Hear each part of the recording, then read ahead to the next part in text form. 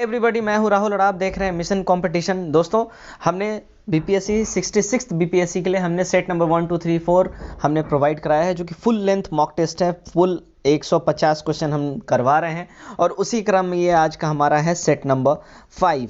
ठीक है, set number 5 आज हम आपके सामने लेके आए हैं। आगे बढ़ने से पहले आप लोगों से एक रिक्वेस्ट है। बहुत से लोगों का एक कमेंट बहुत ज़्यादा कॉमन आ रहा है कि आपको ये बोलने में गलती हुआ या ये एरर है। भाइयों, मैं मानता हूँ प्रीवियस वाले सेट में मैंने गन्ने को चना बोला है, that's my speaking error. Human हूँ, गलतियाँ हो सकती हैं मुझसे भी, तो मैं क्षमा प्रार्थी हूँ आप लोगों से और उम्मीद करूँगा आप लोग हमें माफ़ करेंगे। दूसरी बात यह है कि देखिए, हर एक सेट में कुछ ना कुछ एक आध क्वेश्चन में एरर होता है, तो उसको आप लोग प्लीज़ नज़रअंदाज करें, ठीक है। और अगर किसी क्वेश्चन में अगर आपको लगता है कि नहीं, ये सर ने जो आंसर बताया है इससे डिफरेंट होना चाहिए, तो आप बिल्कुल अपना ओपिनियन रखें कमेंट बॉक्स में। इसलिए मैं बोलता हूँ अपने कमेंट जरूर छोड़ें कमेंट बॉक्स में और हमें एलोबरेट करके बताएं, डेफिनेशन के साथ बताएं कि हाँ सर, इसका ये नहीं, ये होगा विथ डेफिनेशन। ठीक है, चलिए बिना टाइम वेस्ट किए आज का हम फर्स्ट क्वेश्चन स्टार्ट करेंगे। राइट, चलिए हमारा फर्स्ट क्वेश्चन आज का, निम्नलिखित वर्गों में से किसने 1857 ईस्वी के विद्रोह में भाग नहीं लिया? ठीक है, मजदूर, साहूकार, कृषक, जमींदार, इनमें से किस वर्ग ने 1857 ईस्वी के विद्रोह में है जो भाग नहीं लिया? ठीक, ऑप्शन से हमारे पास केवल एक यानी कि मजदूर की बात हो रही है, केवल 1 और 2 यानी कि साहूकार और मजदूर की बात हो रही है, केवल 3 यानी कृषक की बात हो रही है, और डी यानी 3 और 4 यानी कि कृषक और जमींदार की बात हो रही है। बट यहाँ जो हमारा करेक्ट आंसर होगा वो होगा ऑप्शन नंबर ई। ठीक है, अब ऑप्शन नंबर ई क्यों होगा?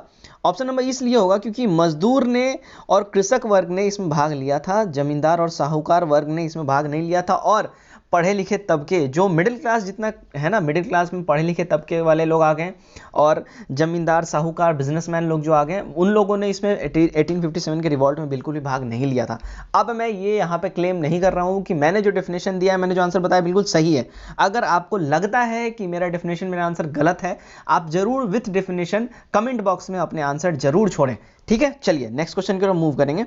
नेक्स्ट क्वेश्चन हमारा क्वेश्चन नंबर 2, निम्न में किसने 1873 ईस्वी में सत्य शोधक समाज की स्थापना की थी?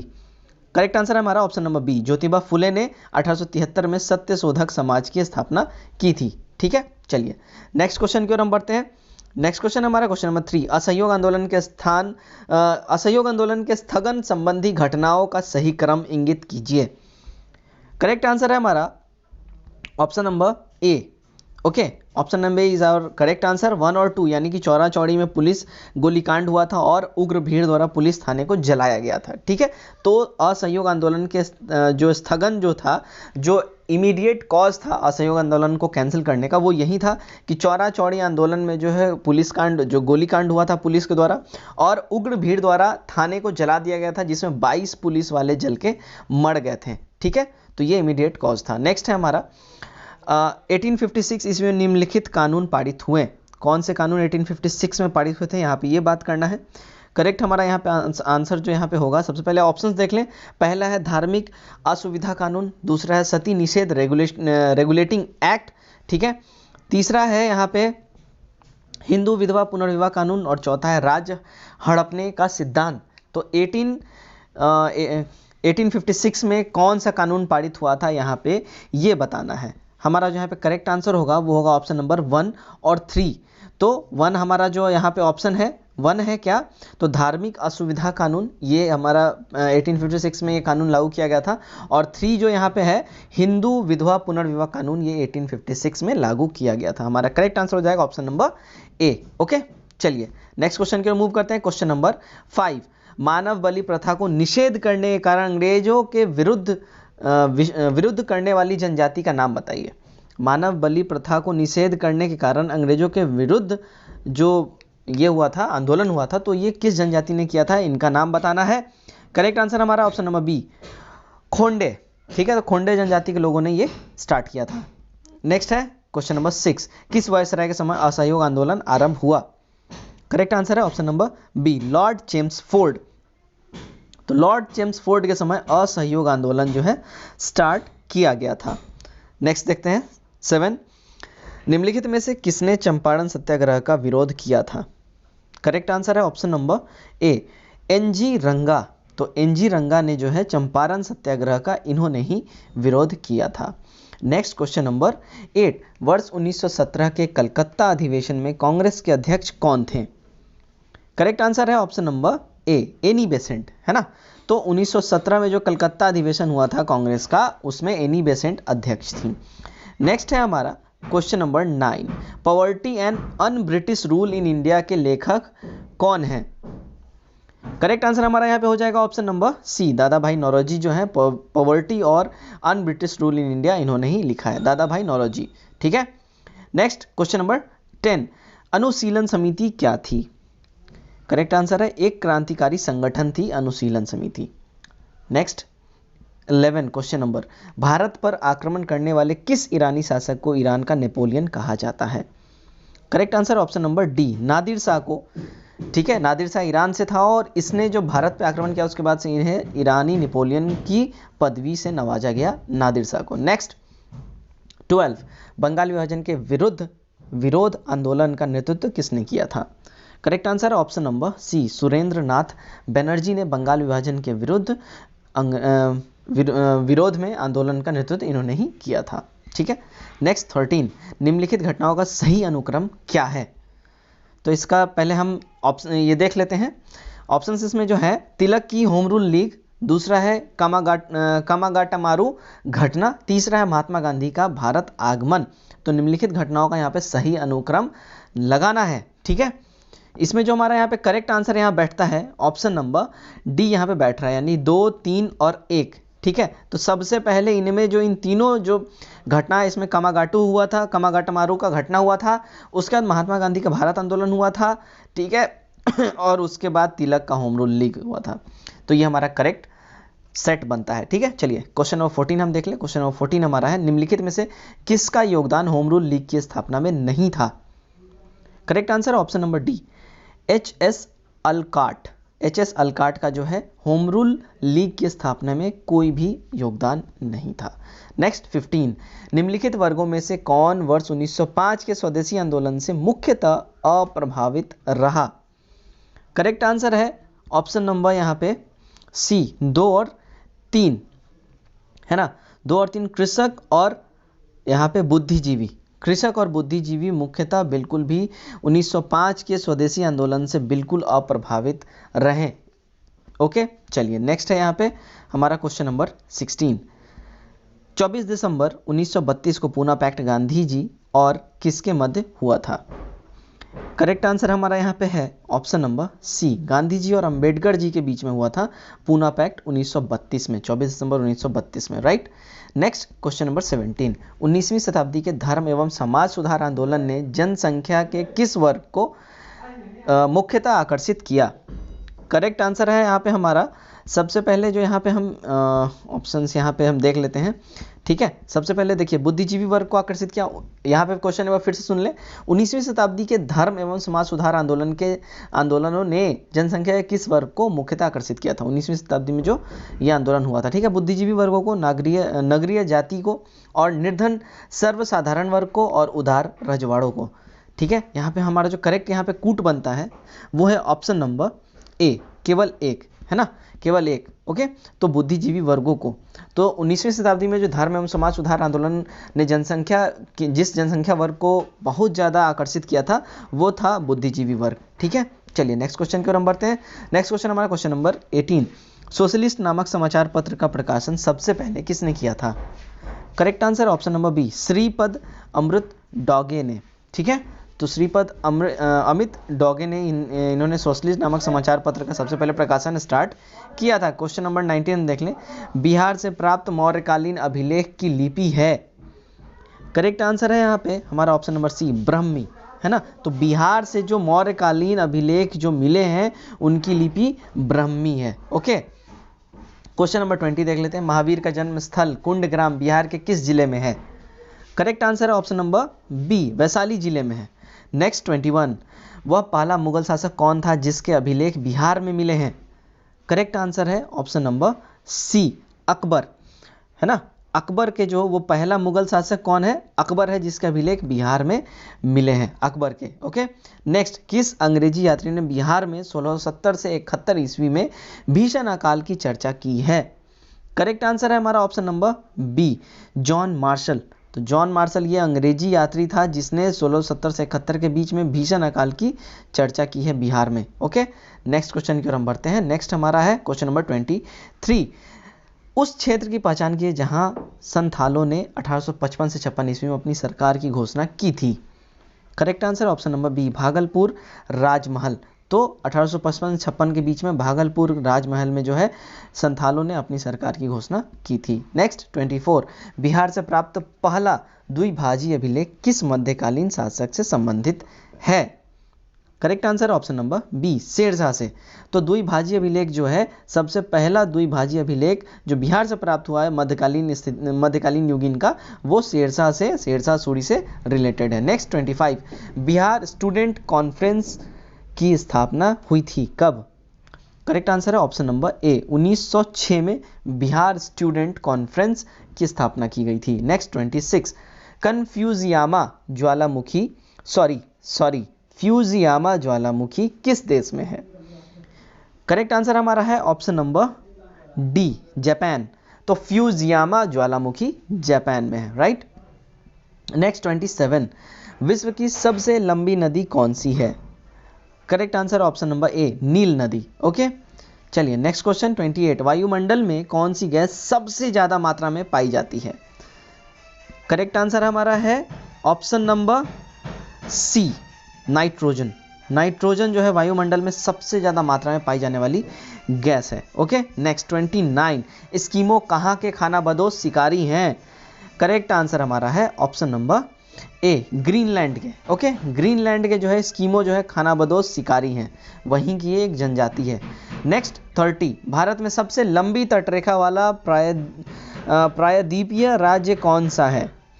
करेक्ट आंसर ऑप्शन नंबर ए, गुजरात। तो भारत में सबसे लंबी तटरेखा वाला प्रायद्वीपीय राज्य गुजरात है। ओके, नेक्स्ट देखते हैं 31, सतलज नदी का स्रोत कहाँ से है। करेक्ट आंसर ऑप्शन नंबर ए, तिब्बत से है। सतलज नदी का स्रोत तिब्बत से है। ओके, नेक्स्ट हम देखते हैं क्वेश्चन नंबर 32, भारत के किस राज्य में साक्षरता प्रतिशत सबसे ज्यादा है, सबसे ज्यादा। Correct answer C, Kerala. Next 33, क्षेत्रफल के अनुसार निम्नलिखित राज्यों का सही अवरोही क्रम क्या होगा। यहाँ पे देखिए, सबसे पहले आंध्र प्रदेश है, बिहार है, मध्य प्रदेश है, उत्तर प्रदेश। क्षेत्रफल के हिसाब से यानी एरिया के हिसाब से बताया जा रहा है। तो यहाँ पे जो हमारा करेक्ट कूट जो है हमारा बैठेगा वो हो जाएगा ऑप्शन नंबर डी, 3 4 1 2। ओके, तो यहाँ पे सबसे बड़ा जो है, सबसे बड़ा यहाँ पे, ओके, 3 4 1 2 सबसे बड़ा मध्य प्रदेश, उसके बाद उत्तर प्रदेश, उसके बाद आंध्र प्रदेश, फिर बिहार। ओके, करेक्ट कूट हमारा यहाँ पे ये हो जाएगा। नेक्स्ट हमारा क्वेश्चन है क्वेश्चन नंबर 34, छोटा नागपुर पठार।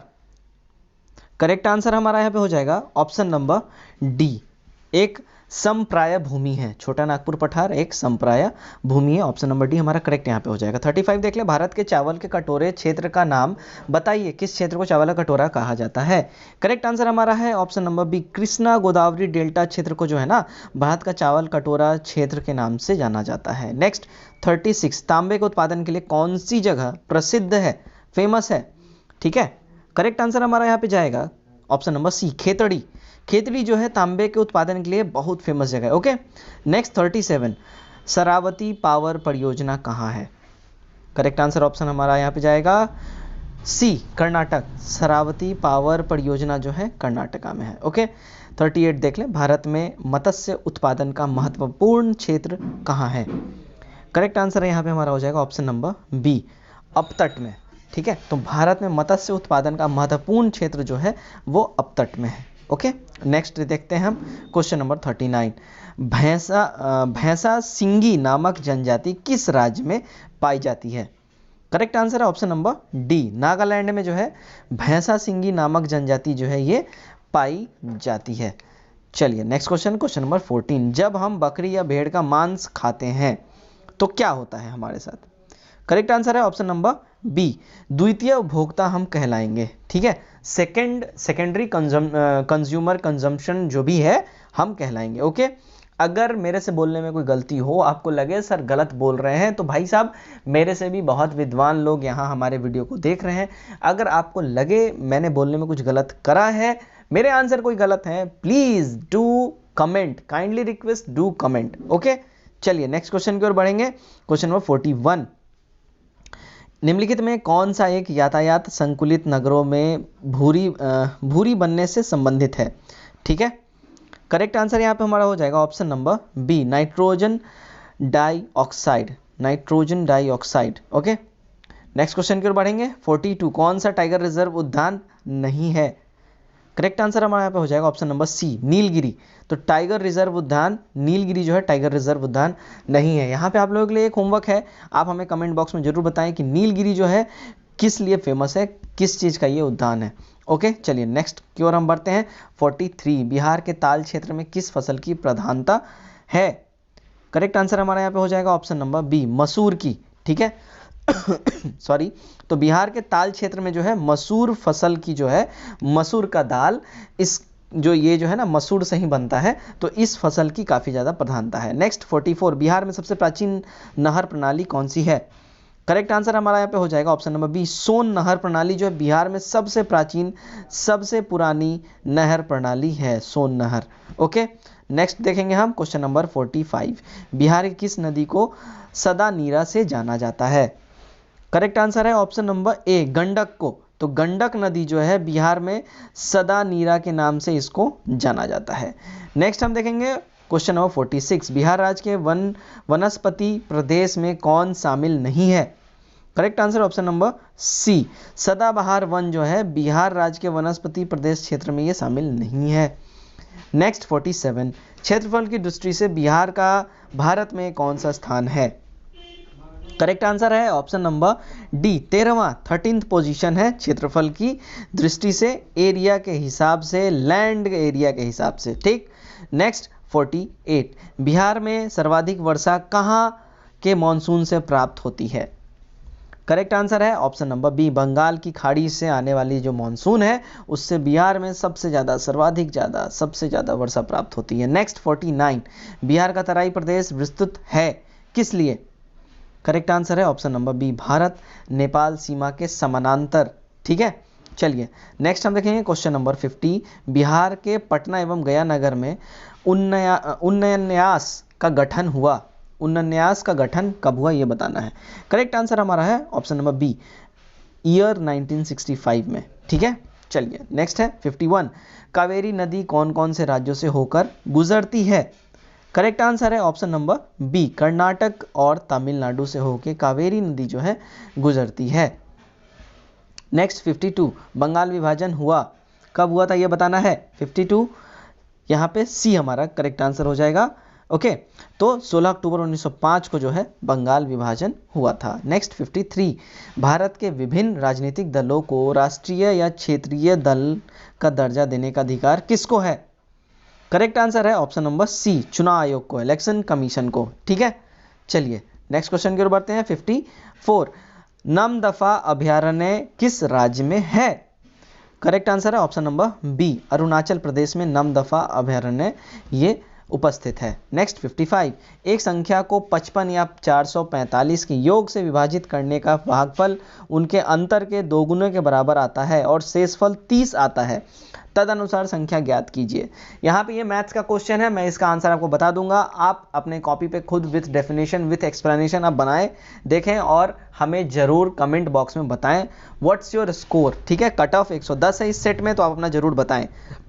हमारा जो इसका करेक्ट आंसर होगा ऑप्शन नंबर ए। ओके, यहाँ पे हमारा option number A is our correct answer.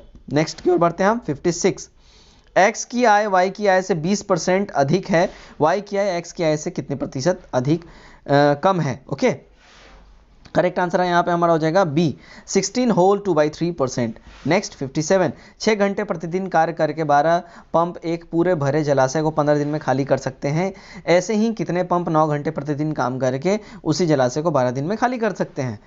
यहाँ जो हमारा करेक्ट आंसर होगा वो होगा ऑप्शन नंबर सी, 10। ठीक है, चलिए नेक्स्ट क्वेश्चन की ओर मूव करेंगे। नेक्स्ट है 58, विश्व का प्रथम थर्मल बैटरी प्लांट कहाँ पर स्थापित किया गया है? करेक्ट आंसर है ऑप्शन नंबर बी, भारत में। तो विश्व का वर्ल्ड का first thermal battery power plant जो है इंडिया में स्थापित किया गया है। नेक्स्ट 59, यदि किसी वस्तु के विक्रय मूल्य पर परिकलन करने पर लाभ की प्रतिशत 20 हो तो क्रय मूल्य पर परिकलन करने पर लाभ की प्रतिशत क्या होगी? करेक्ट आंसर है यहाँ पे ऑप्शन नंबर सी। ओके, चलिए नेक्स्ट हम देख लेते हैं 60। मीनाक्षी मंदिर कहाँ अवस्थित है, कहाँ सिचुएटेड है, ये बताना है। करेक्ट आंसर है ऑप्शन नंबर ए, मदुरै में मीनाक्षी मंदिर स्टैब्लिश्ड है। नेक्स्ट हम बढ़ते हैं 61। रदरफोर्ड का ए कण, ठीक है, प्रकीर्णन प्रयोग किसकी खोज के लिए उत्तरदायी है? करेक्ट आंसर है हमारा ऑप्शन नंबर ए, परमाणु केंद्रक की। ओके, चलिए नेक्स्ट क्वेश्चन की ओर हम मूव करेंगे। 62। कोलाइडी विलयनों में टिंडल प्रभाव होता है। करेक्ट आंसर है हमारे यहाँ पे ऑप्शन नंबर सी, प्रकाश के प्रकीर्णन के कारण कोलाइडी विलयनों में टिंडल प्रभाव होता है। 63 देख लें। सोडा क्षार यानी धोवन सोडा किसका नाम है?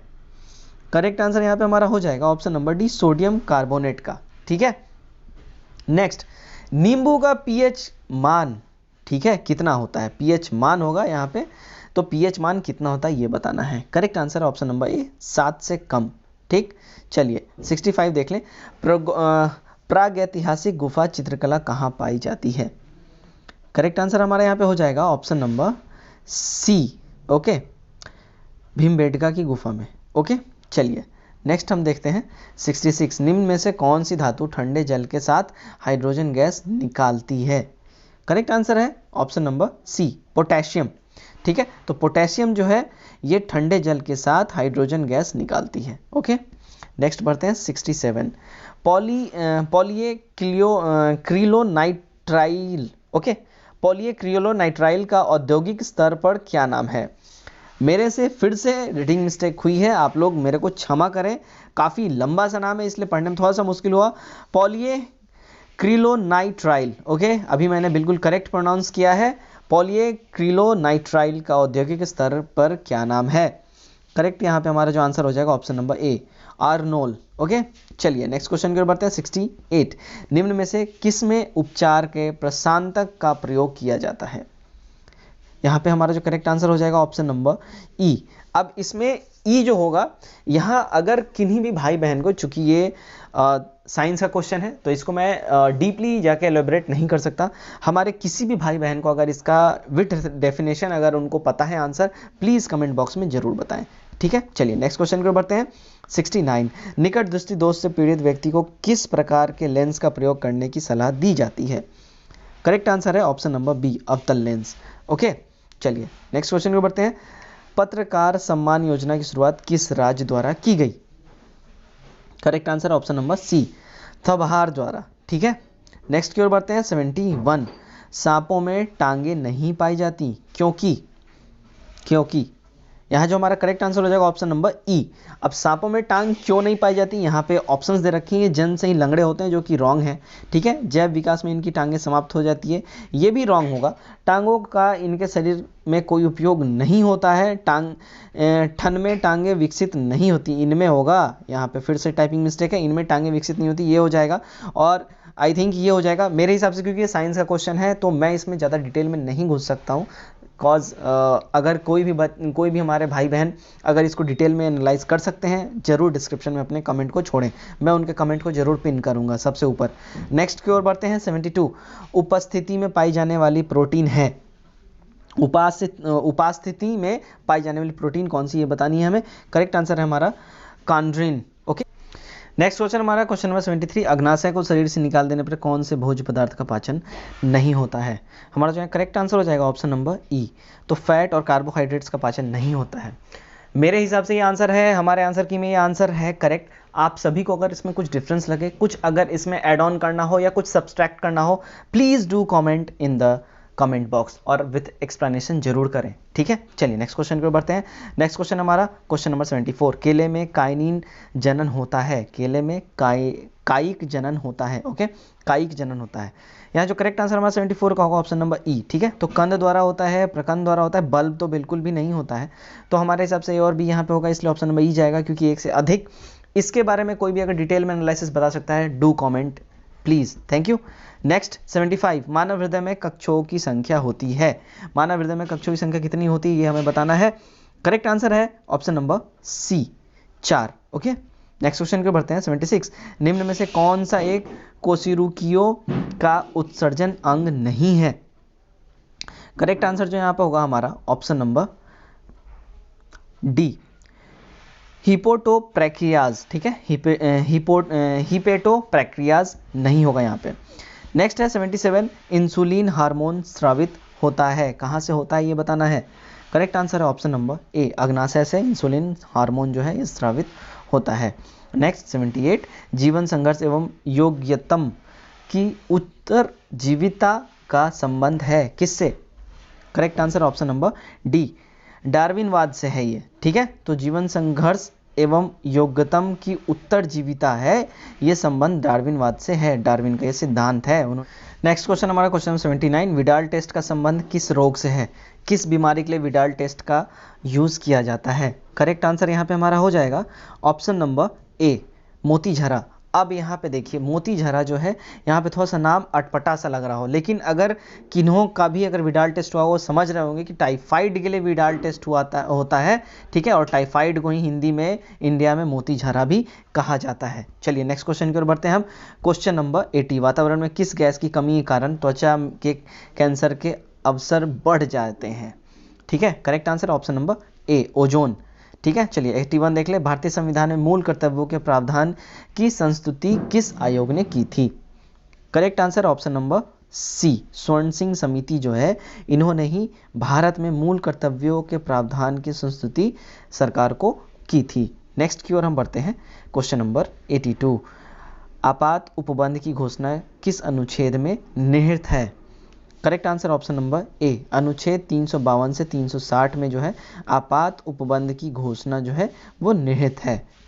नेक्स्ट क्वेश्चन हमारा क्वेश्चन नंबर 84, राज्यसभा को भंग करने का अधिकार किससे प्राप्त है, कौन राज्यसभा को भंग कर सकता है ये बताना है। करेक्ट आंसर यहाँ हमारा हो जाएगा ऑप्शन नंबर डी, किसी को भी नहीं। राज्यसभा जो है कोई भी भंग नहीं कर सकता, राज्यसभा एक एस्टैब्लिश्ड बॉडी है। ठीक है, बिल्कुल स्थायी निकाय है। ओके, चलिए नेक्स्ट 85, संसद के दोनों सदनों का संयुक्त अधिवेशन आयोजित होता है कब।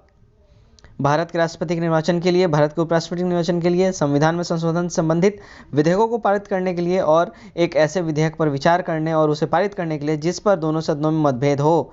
हमारा जो यहाँ करेक्ट आंसर हो जाएगा ऑप्शन नंबर यहाँ पे डी हो जाएगा, केवल का केवल 4, सिर्फ और सिर्फ 4। ओके, ऐसे विधेयक पर विचार करने के लिए जिसमें दोनों सदनों में जो है मतभेद हो, एक समत ना बन रहा हो।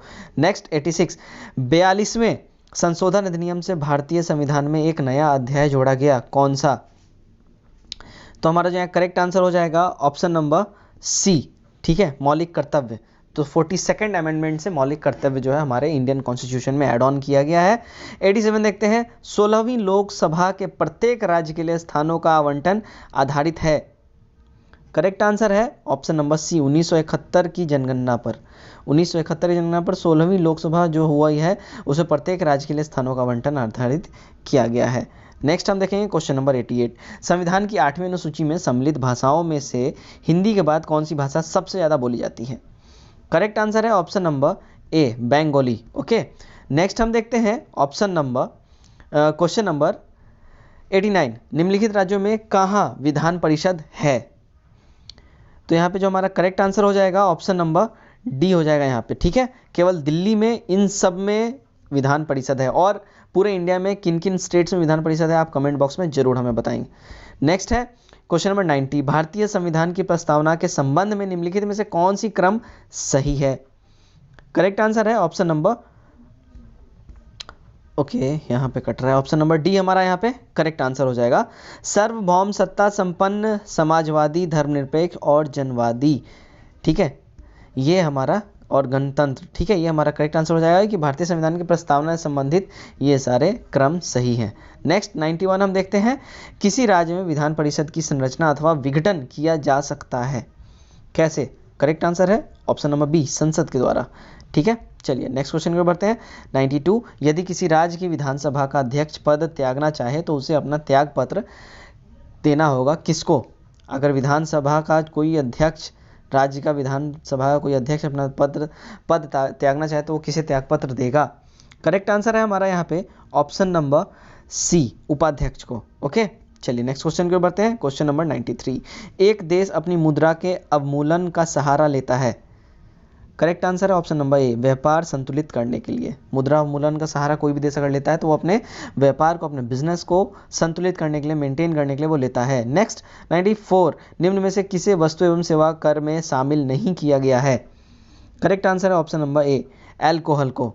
नेक्स्ट क्वेश्चन हमारा क्वेश्चन नंबर 95, भारत रत्न से सम्मानित प्रथम व्यक्ति कौन थे?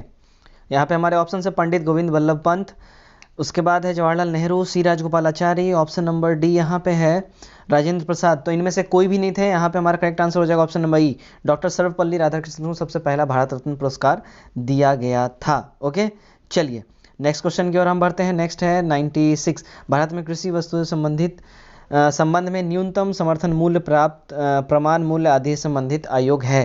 कौन सा ये बताना है। करेक्ट आंसर है हमारा ऑप्शन नंबर बी, कृषि लागत और मूल्य आयोग। ठीक। 97, कौन सी विधि गुणात्मक नियंत्रण की परिधि में नहीं आती है? Correct answer option number B, खुले बाजार की क्रियाएं। ओके। 98 देखते हैं, भारत में राष्ट्रीय आय की गणना निम्नलिखित में से किसके द्वारा की जाती है? करेक्ट आंसर है ऑप्शन नंबर सी, केंद्रीय सांख्यिकी संगठन के द्वारा जो है राष्ट्रीय आय की गणना की जाती है। ओके। 99 देखते हैं, बिहार केसरी के नाम से किन्हें जाना जाता है? करेक्ट आंसर है ऑप्शन नंबर ए, श्री कृष्ण सिंह को जो है बिहार केसरी के नाम से जाना जाता है। 100 देखते हैं, साफ्टा का पूर्ण रूप क्या है? करेक्ट आंसर है option number D, south Asian free trade area, SAFTA का फुल फॉर्म है ये। नेक्स्ट हम देखते हैं 101, किस राज्य सरकार ने उच्च शिक्षा में ई लर्निंग के लिए एक यूट्यूब चैनल दिशा तवो शुरू किया है? करेक्ट आंसर है हमारा ऑप्शन नंबर ए, Goa. Okay.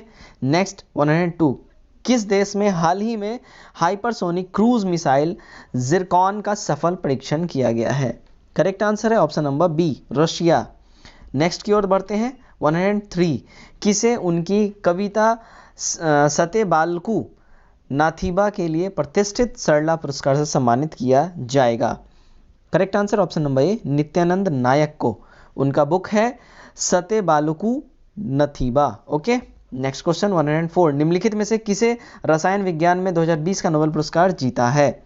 Correct answer option number C, Emmanuelle Charpentier. Next 105, Mario Molina जिनका हाल ही में निधन हो गया, उन्होंने किस क्षेत्र में नोबेल पुरस्कार जीता था? करेक्ट आंसर है ऑप्शन नंबर सी, रसायन विज्ञान के क्षेत्र में। नेक्स्ट क्वेश्चन की ओर हम बढ़ेंगे। नेक्स्ट क्वेश्चन हमारा क्वेश्चन नंबर 106, अप्रैल 2020 में अंतर्राष्ट्रीय टेनिस महासंघ ने टेनिस खिलाड़ी निकोलस जेरी पर डोपिंग रोधी नियमों का उल्लंघन करने के मामले में 11 महीने का बैन यानी प्रतिबंध लगाया। वह किसके प्रसिद्ध टेनिस खिलाड़ी हैं, यानी किस देश से हैं, यहाँ पे ये बोला जा रहा है। करेक्ट आंसर हमारा है यहाँ पे ऑप्शन नंबर सी, चिली के। नेक्स्ट की ओर 107, 29 अप्रैल 2020 को किसने केंद्रीय सतर्कता आयोग के नए आयुक्त के रूप में शपथ ग्रहण किया है? सॉरी। करेक्ट आंसर हमारा option number C, Suresh N Patel. Next की ओर बढ़ते हैं 108, हाल ही में किसने बॉम्बे उच्च न्यायालय के नए मुख्य न्यायाधीश के रूप में शपथ लिया है? Correct answer option number B, न्यायमूर्ति दीपांकर दत्ता ने। नेक्स्ट 109, अप्रैल 2020 में डॉक्टर अपर्णा माथुर किस देश के आर्थिक सलाहकार परिषद में नियुक्त हुई? Correct answer option number C, America के। नेक्स्ट 110, हाल ही में केंद्र सरकार ने किसे राष्ट्रपति का नया सचिव नियुक्त किया है? करेक्ट आंसर है ऑप्शन नंबर ए, कपिल देव त्रिपाठी को। नेक्स्ट की ओर बढ़ते हैं 111, 18 अप्रैल 2020 को चंद्रकांत कुसनूर का निधन हो गया। वह थे, क्या थे ये बताना है। Correct answer option number C, लेखक थे। ओके। 112, अप्रैल 2020 में कौन भारतीय अंतर्राष्ट्रीय मुद्रा कोष के बाहरी सलाहकार समूह में शामिल किया गया है? करेक्ट आंसर है option number D, Raghuram Rajan. Next की ओर बढ़ते हैं 113, 6 अप्रैल 2020 को किसने विदेश मंत्रालय के नए प्रवक्ता के रूप में पदभार ग्रहण किया है? Correct answer option number C, Anurag Srivastava. Next 114, corona का रैपिड टेस्टिंग किट के माध्यम से जांच शुरू करने वाला देश का पहला स्टेट राज्य कौन है? करेक्ट आंसर है option number B, Rajasthan. Next 115, अप्रैल 2020 के किस भारतीय कंपनी ने सामाजिक नवाचार के लिए एडिसन अवार्ड जीता? करेक्ट आंसर है option number B, Tata Power. Next की ओर बढ़ते हैं 116, हाल ही में किस राज्य में बाजार में अनुपलब्ध दवाइयां सीधे रोगियों को घर घर उपलब्ध कराने के उद्देश्य से धनवंती योजना की शुरुआत की गई। करेक्ट आंसर है option number C, Assam.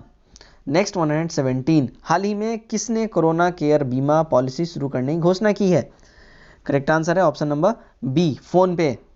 Next 118, चिन्हित हॉटस्पॉट क्षेत्र में कोरोना वायरस संक्रमण निपटाने हेतु कहां पर ऑपरेशन सील्ड शुरू किया गया?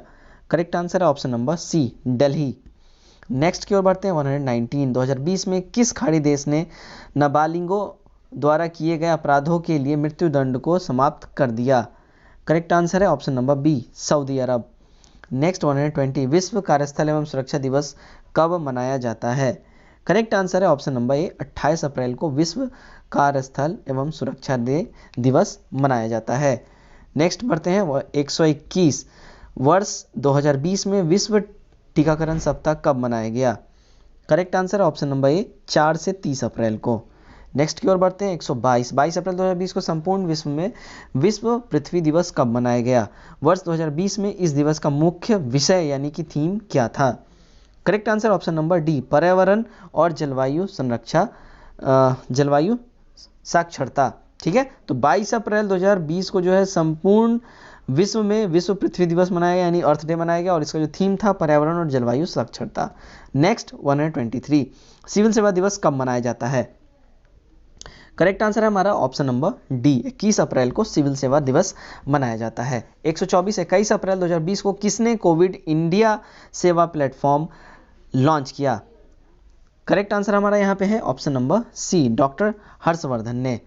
नेक्स्ट क्वेश्चन की ओर बढ़ते हैं 125, अप्रैल 2020 को किस सरकार ने डोर टू डोर सर्वे करने के लिए एसएस कोरोना ऐप लॉन्च किया?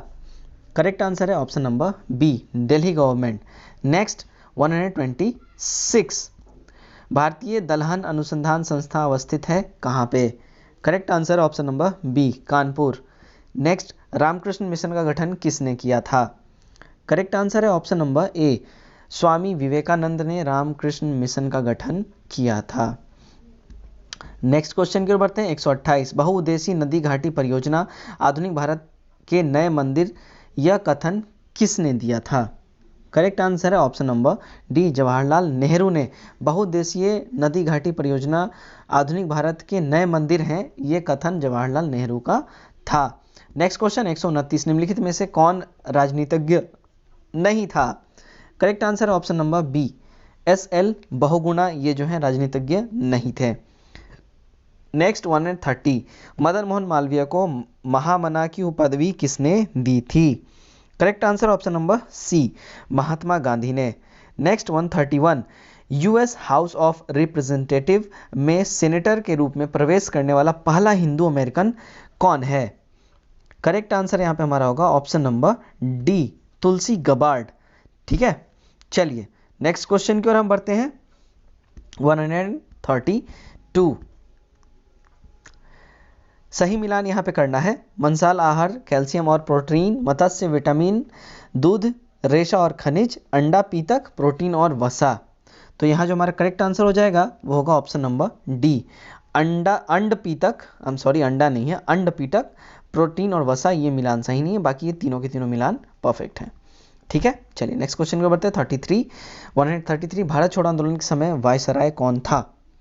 करेक्ट आंसर है ऑप्शन नंबर सी, लॉर्ड लिन लिथगो। भारत छोड़ो आंदोलन के समय, क्विट इंडिया मूवमेंट के समय लॉर्ड लिन लिथगो ये वायसराय थे। ओके, नेक्स्ट 134, इनमें से किसे भारतीय नव जागरण का जनक कहा जाता है?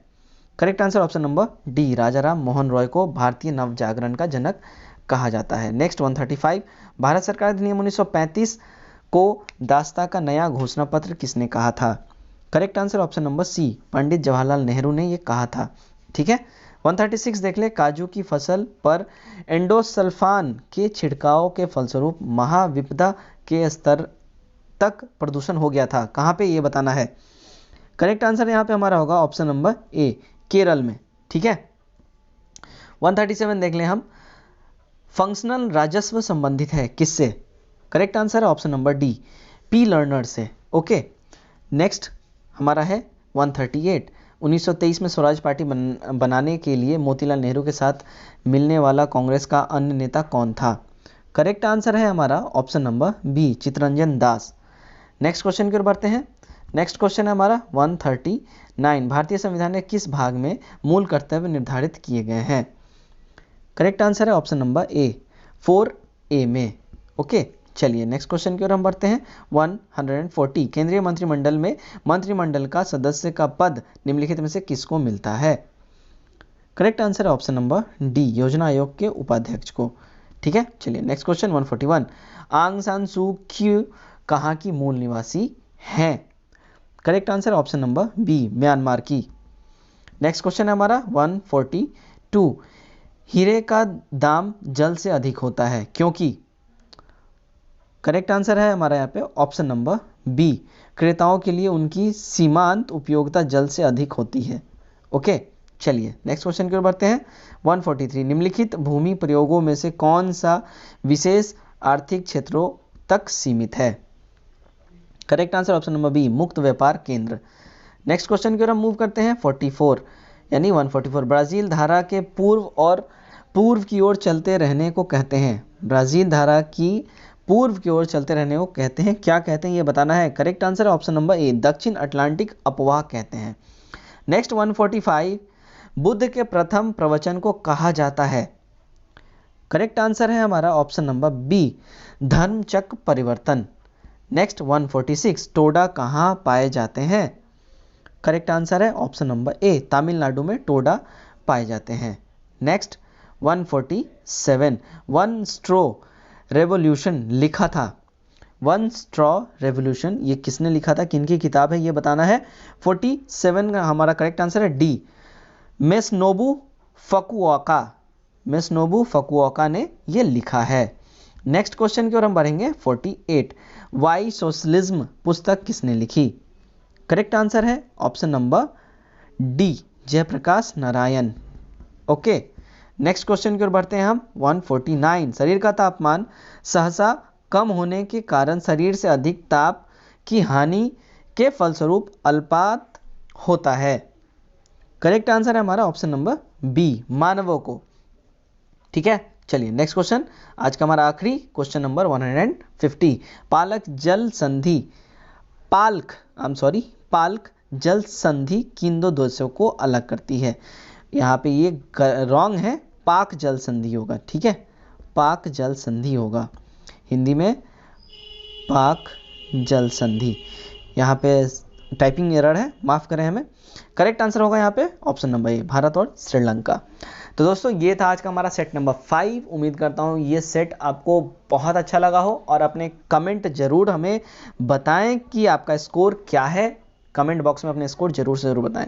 तो आज के लिए बस इतना ही, कल मिलते हैं दोबारा एक नए सेट के साथ। Till then take care, bye bye and God bless you all.